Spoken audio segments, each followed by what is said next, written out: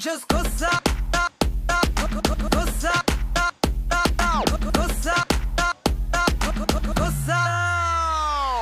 Tonight is the time you should check it out. Right now is the time you should Hi guys! I am Prince Arnold. And I am Queen Nas. And today we have a special guest. Mr. Montgomery. Very difficult to say my name, but I'm a music journalist and I'm happy to be here. Thanks for being here. So today our topic is guns and knife crime. Who is to be blamed? Is it the system or the oppressed? Since 2008, there have been an increase in knife crimes in London and across the UK. Mothers have been crying and weeping for the child, and sisters have been looking for the brothers. The streets have been filled with blots of innocent black men, and the questions which we ask ourselves: where did we go wrong, and how can we fix it? Let me go to you, Mr. M. As he said earlier on, his name is difficult to call, so I'm just going to call him Mr. M. So, have you been in a gang before? Mainly my whole family is gang orientated, so a lot of my uncles were in gangs and most of my cousins were in gangs, so I couldn't get out of that environment. Characteristics wise, I wanted to be just like my older cousin. I looked at him like, man, because there was a lot of us, of my cousins, and we were under my grandma's wing, but there weren't much men. A lot of the men just exited and so forth and so on, so the only ones that actually looked after me and my other cousins was my older cousins, two of them. And I just looked up to him, and literally, he was like my king, if that makes sense, because there was a lot of times, like I said, I was in sticky situations and he got me out of those situations. Yeah. I learned how to talk, I learned how to defend myself through him. I learned a lot of things based on him, so yeah, to answer your question, I did end up getting in some situation based on my family being in gangs. I didn't see the just the good side, I saw the bad side. I saw the side when the police came to my grandma's house, pushing her on the ground, arresting him. I saw so many other things as well that made me realise, no, there's more to do in this than just wanting fame or anything else. He was actually in a gang for survival. He was in a gang to protect me and my other cousins. So because of that, I respected him even more. I never went hungry because of him. Anytime for my new birthday, he'll buy me a phone, stuff like that. And I can't really hate on you because you're doing bad things if it's benefiting me. I've seen like you've been doing a lot of work to do those things. From the beginning, I did a documentary in 2017 called On Your Block. And right now, of course, the whole topic is drill music. Is it the reason why kids are going around and stabbing each other? So I just did that documentary and just talking about drill.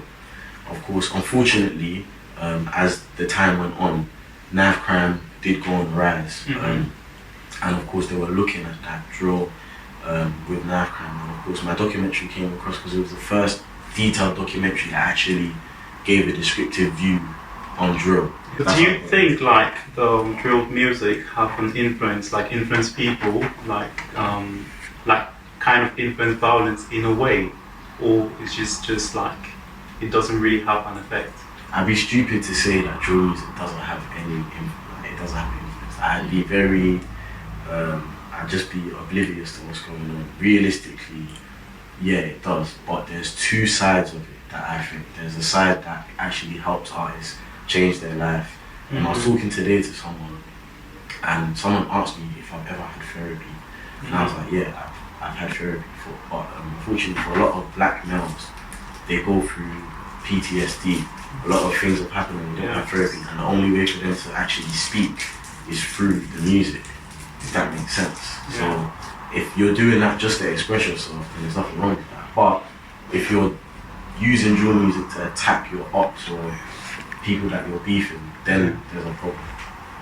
Research has shown that like many black people, they do suffer they have mental health issues, and also they need to get some kind of help. Do you think that those things are actually in place there? Like, is it enough? Does it work in our community, especially in the black community? Yeah, definitely. But at first, we need to want it to. We need to accept it. We need to allow it. We need it to take time. Like, you don't go into McDonald's not wanting to eat McDonald's. Like, you're not gonna order food from McDonald's if you don't like it. Exactly. Yeah. So it's the same way if someone's coming to offer you help, you need to open yourself up and say, you know what, I actually need help. A lot of us black people, we don't like to get help. We don't like to ask help. We don't like that. We feel like we're inferior. And me being African, my mom always told me, never ask for help. You can do it on your own. Like, just that mentality alone is just, it's toxic in a way. So definitely, I do think mental health institutions and just things to help young people talk on their experiences needs to be in society. And I think it will help. When did you decide to like change your life around? We robbed some guy's back basically, and then the guy told his mum, and his mum told my mum. So I'm just in my house chilling, whatever, and I just get a knock on the door, and I see this boy and some woman behind him. And cut a long story short, she tells my mum, blah blah blah. We managed to get the bike back. And then, like 20 minutes later, my mum was like, put on your coat, put on your stuff. I didn't know what was going on. And she took me to the police station. It was that experience there that made me realize I don't actually need to be out here. I don't need to be. And this is not for me. And I managed to pull myself away from that lifestyle. So, do you think like your mom was a great impact for you to withdraw yourself from gang, from the lecture she gave you, and you seeing like your friend be locked up in front of your face? Yeah, so yeah, like I think in this day and age now, I feel like the African parent teaching is not, I don't think it will last as long. But back then, I think she was very stern with the way she disciplined me. You know, social media is at a close reach. Like anybody can access it, you know what I mean? So if you are a parent, a young parent, you should learn how to operate Snapchat or learn how to operate Twitter or Instagram, just so you know what your child is getting up to. I'm young and I'm growing, but I understand that to be a man, you have to learn to not get angry quickly. You have to just calm down. And I think, to answer your question, I think it's just a lack of father figures and a lack of male role models, but real role models, because the word role model just gets thrown around. But I think because nowadays a role model could be an Instagram influencer. I don't even know what influencer is. Yeah. There's, like what you said, the government is against us. We know that. We know when a black guy does something wrong in the media, he's gonna get demonized. When a white guy does it, you know the end of that sentence. So I think we need to just understand now, forget the government at the end of the day. We are our own product and we need to start taking responsibility. Of course, definitely, the government does have a part to play, but it's going to get to a point where if the people are together and united, you won't be able to break that bond. You will not be able to break, no matter how much, force you use, we'll just get stronger and stronger and stronger. But unfortunately, we're not united, and this stuff has just been spoken about for so many years. What is the message that you want to give like young people out there? It's just keep going, man. Like, you could be in a worse position now, but 6 months from now, you could be in a better one. Life will change. Okay, so thank you very much for coming on the show. Thanks. I'm Yusuf Jamal Kamara. First question to you is, have you ever been in a gang before? Growing up as a teenager, or just before I reached my teen, I was getting involved in loads of trouble. Tons of trouble, to be honest. I don't class myself as a gangster, To me, I was looking at it as a way of life, like in a community or kind of like a family. I said, oh, that's the way I was looking at it growing up. So why do you think it was a family, more like a family, rather than, because many people view it like being in a gang or being a gang member is kind of like a gangster life, so they don't view it as a family. And it's something bad to Something society. bad. Okay, let me just give you a little example. Saying, for example, when you was growing up, you had a set of little friends that you grew up together with. Yeah. So that's the way I look at it. You guys was like a family. Growing up together, you look out for each other. That's the way I see it growing up. So we had like this family kind of tree growing up together. Is that why you call yourself fam? That's the family. Fam. Your fam. Yeah, Your fam. Well, you look out for your family. Yeah. Yeah. So, have you ever been in jail before? Yeah, well, I started getting the job when I was 14, to be honest. Really Yeah, I started from secure unit, worked my way up, and then for 6 months came out back. Then I went YOY in Feltham, and throughout the system came out. The last time I came out I was about 27. That's when, yeah. But you get some kind of respect as well from your family, like when you go to jail and come out, it's like, oh, you're the boss, like you the boss, did something, like, no one like that. You feel Your like shoulders big, is like big. You are like the boss. You're the boss. Yeah, Yes. no one get respect for nothing, to be honest. You know, we're just doing young boys, young adults, teenagers, was being ourselves and doing what, as a family, we love each other, try to be there and protect each other. That's the way I see it. That's the way I was looking at it. Why did you guys think that you needed to be in that family to protect each other? Where were you protecting each other from? Well, it stemmed from the surrounding where I grew up in, you know. Like, as a local lad growing up as a teenager, you know, especially in my neighborhood, you have to defend yourself. So it's either you come as a unit and try your best to defend yourself in that unit. So what you're saying is like, so that community where you grew up, so they have this many young people, they found the need that they need to protect themselves from like different communities and different groups across those scenarios. Yeah, well, it stemmed into that, I should say, but because of the deprived background, where like there was no father figures when we was growing up, precisely majority of us really had our moms around, so all of that played a little bit of a role whereby we was looking for people that was looking up to, father figure, kind of like a role model that was looking up to, but there was not there. So we just have to come together and build a team that we can protect ourselves. And I think I lost quite a few friends. So whilst I was in jail, that get to me, you know. Then I decided, you know what, I can be a role model out there to my kids.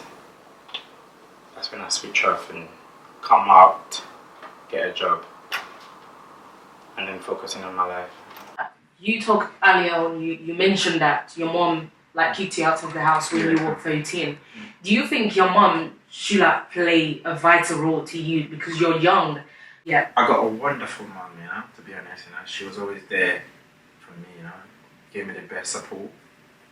Wherever I need, my mom always tried her best to provide. She was a single parent, but she always tried her best to provide. She worked around the clock. I should say that's the bubble where anytime I come home, my mom was not there. She was working around a poor African lady, doing cleaning job and going to school as well, trying to, you know. So precisely, I was kind of living by myself. Like I grew up with a single mom. Yeah. My dad was not there. Yeah. And also I had my own moments where my mom would tell me to do things. I'm not going to do it. But I never found the need to be part of a gang or a family. Yeah. So I was looking like, okay, my dad wasn't there. What am I going to do? Do I want to be like my dad? Do I want to go through that situation? Do I want my kids? What do I want for my kids? So I was like, okay, for me to do those things, I need to better myself. I need to build myself. I need to inspire other people in a positive way in doing those things. So I structured myself at that age, like when I was young. But the moments when I was thinking like, okay, yeah, I actually need my dad for this thing, he wasn't there. And my mom, like she did the same things and she was working. We didn't spend much time with her, but I focused on education because I knew education is going to get me to where I want to go. Yeah. So You're 100% right. To be honest, you're 100% right. But you know, we're human beings, and true, people are different. Yeah. I know, everyone like, thinks differently. Everyone thinks differently. Probably had a positive mindset at that time, as you say. But I can say I had a positive mindset as well. Before, it's not going to be fair for me to blame probably my parents, my mom, or neither the surrounding where I grew up in. But the surrounding and the situation where I grew up in was not easy. It never made it easier for me to choose whatever path. But my advice is that the street life is a myth, you might get the buzz out of it, whatever way you might get the status out of it, but you gotta know there's a rules and regulation, while likewise, you gotta know there's a code towards it. So there's a lot of things that bubbles in that life. So if you choose the good path, you'll be okay. But my advice to any young people, the street life is a myth. It's not for you. If you need advice and you need help, there's loads of center where young people goes, and there's loads of things out there that you can go and seek advice from. But you gotta know the reality of the street. You're either gonna one day end up dead, or in prison,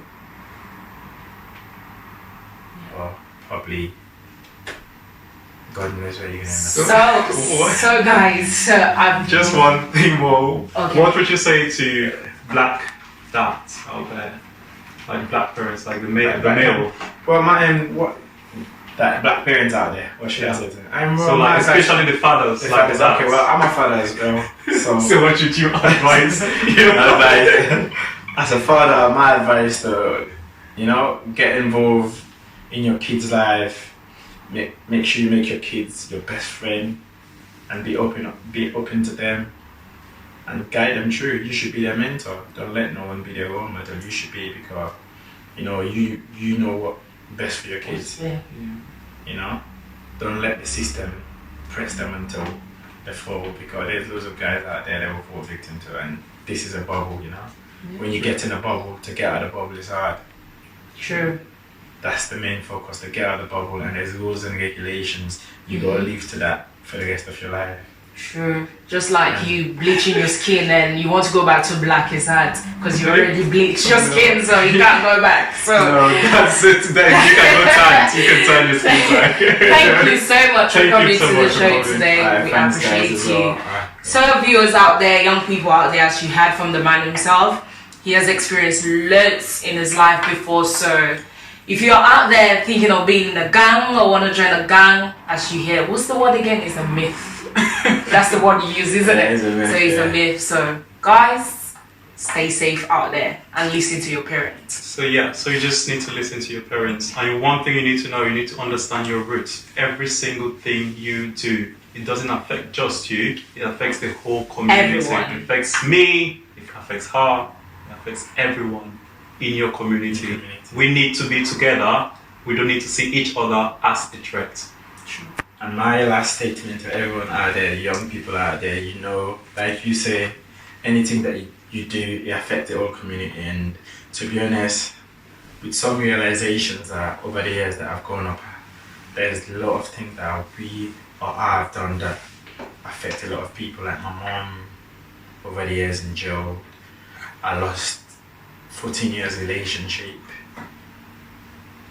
So there's loads of things that you can lose, choosing that life. But at the end of the day, the choice is yours.